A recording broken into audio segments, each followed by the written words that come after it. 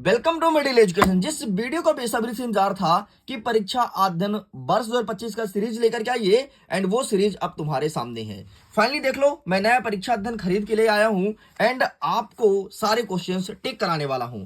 मूल्य देख सकते हैं 70 रुपए है। 70 रुपए आपके लिए खर्चा किया हूं ताकि आप एग्जाम में टॉप कर सको। सो स्टूडेंट्स, आप इसका फायदा जरूर उठाना। अब देखो, आगे बढ़ते हैं तो सबसे पहले हम देखेंगे कि हमारे परीक्षा अध्ययन में चैप्टर का अंक विभाजन किस प्रकार से है। मैं अध्याय नंबर 1 की बात करूं तो यहां से 6 नंबर का आएगा। अध्याय नंबर 2 की बात करूं तो 7 नंबर का आएगा। 3 की बात करूं तो 7 नंबर का आएगा। 4 की बात करूं तो 7 नंबर का आएगा। अगर मैं 5 की बात करूं तो 6 नंबर का। अगर मैं 6 की बात करूं तो यहां से 7 नंबर का आएगा। एंड इसी प्रकार से पूरा पूरा अंक विभाजन दिया गया है। आपको पता है, इसी के अकॉर्डिंग आपका प्रश्न पत्र बनाया जा रहा है एंड इसी के अकॉर्डिंग आपको पढ़ाई भी करनी है। तो चलिए, यहां पर टोटल 12 पार्ट है। मैं प्रत्येक वीडियो में 3-3 पार्ट कवर करूंगा। मतलब अगर तुमने एक वीडियो देख लिया तो समझो 7 दूनी 14 और 6 और जोड़ दो। 7 दूनी 14 और 6 20 नंबर का तुम्हारा कवरअप होने वाला है। और इस प्रकार से 4 वीडियोस अपलोड होंगे तो सभी में तुम 20-20 काउंट कर सकते हो। कुछ में अप एंड डाउन हो सकता है अंक 2 अंक का। बाकी लगभग तुम्हारे 20 नंबर का कवर होने वाला है एक वीडियो से। तो चलिए फिर हम शुरू करते हैं। और अध्याय नंबर 1, हमारे आसपास के पदार्थ से कौन कौन से क्वेश्चन देखने को मिलेंगे, उन सारे क्वेश्चन को कवर अप करते हैं। तो इसके लिए हमें जाना पड़ेगा पेज नंबर 21 में। एंड 21 में मैं जाते ही सारे क्वेश्चंस को टिक कराना प्रारंभ करता हूं। ये रहा हमारे आसपास के पदार्थ एंड इसको मैं जूम करता हूं ताकि तुम्हारा नजर टोटल ऑन स्क्रीन होना चाहिए। बाकायदे एक एक चीज को अच्छे से समझो, ठीक है। देखो, हमारे आसपास के पदार्थ मतलब यहां पर तुमसे गलनांक से संबंधित, क्वथनांक से संबंधित, ठोस द्रव गैस से संबंधित क्वेश्चन देखने को मिलेगा। देखो, सबसे पहले आपको याद रखना है कि कोई भी वैल्यू आपको देगा डिग्री सेल्सियस में और इसे बोलेगा केल्विन में कन्वर्ट करो, ठीक है। ये क्वेश्चन देखने को मिलेगा। जैसे यहां पर देखो ना क्या लिखा है, निम्नलिखित तापमान पर जल की भौतिक अवस्था क्या होगी। यहां पर क्या दिया है, 250 डिग्री सेल्सियस। इसे बोलेगा केल्विन में कन्वर्ट करो, ठीक है।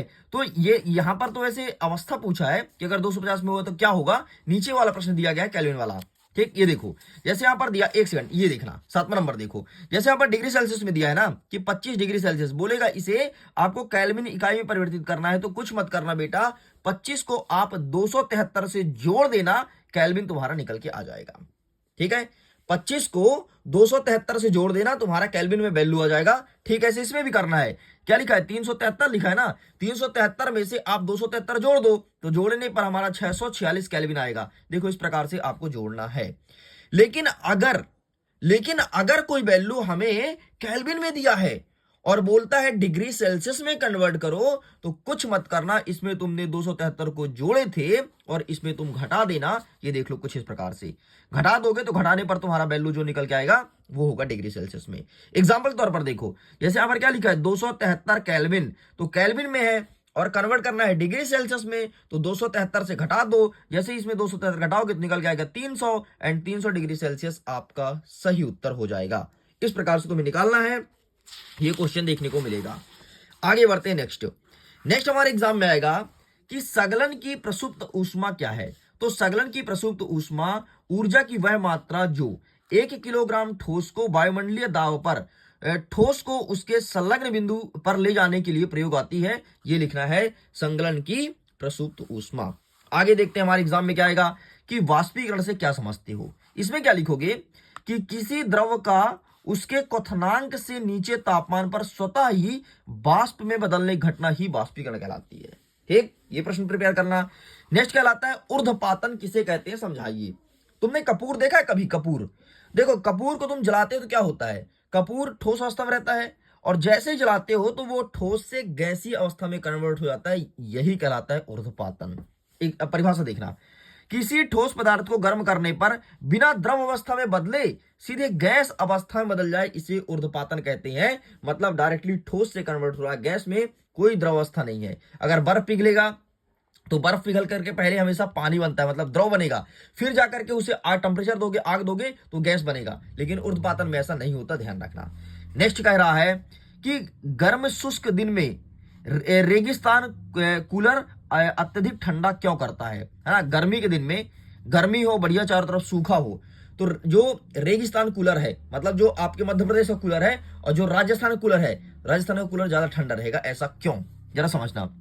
गर्म एवं शुष्क के दिन में वायुमंडल का तापमान अधिक आर्द्र एवं कम हो जाता है। जिसके कारण वाष्पीकरण की दर बढ़ जाती है। फलस्वरूप रेगिस्तान कूलर अधिक ठंडा करता है। और बढ़िया सोने में बड़ा मजा आता है। आपने खुद अगर आजमाया होगा कि जिस दिन सबसे ज्यादा गर्मी पड़ती है उस दिन हमारा कूलर सबसे अधिक ठंडक होता है, यही रीजन है। अब देखो दो चीज होता है, एक होता है गलनांक, दूसरा होता है क्वथनांक। तो गलनांक मतलब क्या होता है? गलना। समझना बात को, गलनांक मतलब गलना। ये 19, 20 और 23 से पूछा गया है। गलनांक मतलब गलना। तो गलना क्या चीज गलता है भाई? जैसे बर्फ रखा है तो बर्फ गल के पानी बनता है। मतलब ऐसा कोई चीज जो कि ठोस अवस्था से सीधे द्रव अवस्था में आ जाए उसे कहते हैं गलनांक। एंड क्वथनांक का मतलब ये होता है कि द्रव से आ जाए गैस अवस्था में। तीन चीज ध्यान रखना। देखो सबसे पहले आप ठोस याद रखना, फिर आप याद रखना द्रव, फिर याद रखना गैस। ठीक, तो ठोस से द्रव में कन्वर्ट होता है। यहां पर मैं अच्छे से नहीं लिख पा रहा हूं क्योंकि अभी थोड़ी नई बुक है, समझ रहे हो ना, बुक की इज्जत करनी चाहिए। तो ठोस, द्रव और गैस। तो ठोस से अगर द्रव में बन रहा है तो इसे कहेंगे गलनांक, और द्रव से अगर गैस से बन रहा है तो इसे कहेंगे क्वथनांक। ये तीन चीज ध्यान रखना। नेक्स्ट, गलनांक क्वथनांक में अंतर दिया गया है, ये सब कुछ नहीं आएगा, इन्हें आप स्किप कर दो। नेक्स्ट आगे बढ़ते हैं। गर्मियों में मटके या ठंडे या घड़े का जल ठंडा क्यों होता है? एक बात बताओ, इसका प्रश्न का उत्तर आप लोग देना कमेंट सेक्शन में। सपोज करो कि आपके घर में मटका है, ठीक है, हमारे घर में मटका है। हमने अपने मटके में पानी भर के और उसे धूप में रख दिया है, और आपने अपने मटके में पानी भर के अपने उस कमरे में रखे हो जहां ठंडक रहता है, एकदम कमरा कमरा एकदम ठंडक रहता है। तो किसके मटके का पानी ज्यादा ठंडा होगा, मेरे या फिर तुम्हारे? इसका आंसर देना कमेंट सेक्शन में। मैं देखना चाहता हूं कि कितने तुम लोग को पता है इसके बारे में, मटका के बारे में, है ना। मैंने धूप में रखा है, तुमने घर के अंदर रखा है, तो किसके मटके का पानी ज्यादा ठंडा रहेगा? इसका आंसर आप लोग दीजिएगा कमेंट सेक्शन में। जिसका आंसर सही होगा उसको मैं हार्ट दूंगा, ताकि सभी बच्चों को पता चल सके कि ये होगा इसका सही उत्तर। ठीक है, तो नेक्स्ट आगे बढ़ते हैं कि गर्मियों में हमें सूती कपड़े क्यों पहनना चाहिए। इस प्रश्न का उत्तर देख लेना। ठीक है, वीडियो काफी लॉन्ग हो रहा है इसलिए हमें शॉर्ट में जल्दी निपटाना पड़ेगा। नेक्स्ट वाला प्रश्न देखने को मिला था भाई, ABCD वाला अवस्था वाला है ना, ये प्रश्न 2023-24 में आया था, 24 में आया था शायद। चलो आगे बढ़ते हैं। सॉरी ये वाला क्वेश्चन आया था, सेम ये वाला क्वेश्चन आया था बस। ठीक है, आगे बढ़ते हैं। ठोस, द्रव और गैस में अंतर। बढ़िया, दो अंतर प्रेयर कर लेना क्योंकि यहां से 2 नंबर का आएगा, बाकी कुछ भी नहीं पूछेगा। हाँ, वाष्पीकरण के दर को प्रभावित करने वाले कारक कौन कौन से हैं? तो सतह का क्षेत्रफल, वायु की गति, आर्द्रता और तापमान। ये इतना पढ़ लेना। ठीक है, ये चैप्टर होता है कंप्लीट। आगे नेक्स्ट हमारा दूसरा नंबर कहता है कि क्या हमारे आसपास के पदार्थ शुद्ध हैं? यहां से कौन कौन से क्वेश्चन आएंगे इसी जरा कवर अप करते हैं। यहां सबसे पहले आपको देखना है कि भौतिक परिवर्तन और रासायनिक परिवर्तन क्या है, इसका एग्जाम्पल ये एग्जाम में देखने को मिलेगा कि भौतिक परिवर्तन क्या होता है, रासायनिक परिवर्तन क्या होता है, इसे अच्छे से करना है। नेक्स्ट कहता है उपधातु किसे कहते हैं? इस क्वेश्चन को प्रिपेयर करना। तो ऐसा कोई धातु जिसमें धातु और अधातु दोनों का गुण होता है उसे उपधातु कहते हैं। बस इतना तुम्हें याद करना है। ठीक है, यहां से छोटे छोटे प्रश्न आएंगे। नेक्स्ट आपको देखना है कि मिश्रण और यौगिक में अंतर, बाकी छोड़ दो, कुछ मत पढ़ो। नेक्स्ट कह रहा है कि निलंबन के दो गुणधर्म। तो इसके कणों का आकार बड़ा होता है तथा आंखों से देखा जाता है। शांत छोड़ देने पर इसके कण नीचे बैठ जाते हैं तथा अस्थायी होता है। ये तुम्हें प्रिपेयर करना है। ठीक, तो इतना आपको याद करना है, बाकी कुछ नहीं आएगा।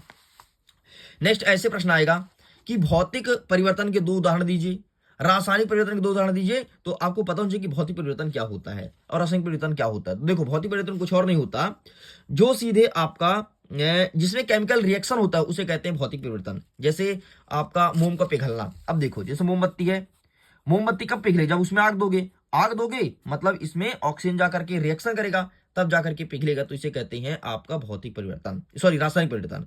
और भौतिक परिवर्तन क्या होता है? जैसे रखा रखा कोई चीज हो, जैसे दूध का दही बनना, रखा रखा हो रहा है, ठीक है, उसमें कोई केमिकल रिएक्शन नहीं हो रहा है। इस प्रकार तुम्हें पहचानना है कि क्या होता है भौतिक और क्या होता है रासायनिक। जैसे पेड़ का कटना, पेड़ को काटने में कहाँ कोई केमिकल रिएक्शन होता है? कुछ नहीं होता। ठीक, इस प्रकार से पहचानते आना चाहिए। तो कुछ आप देख लेना, अच्छे से पहचानना सीख लेना।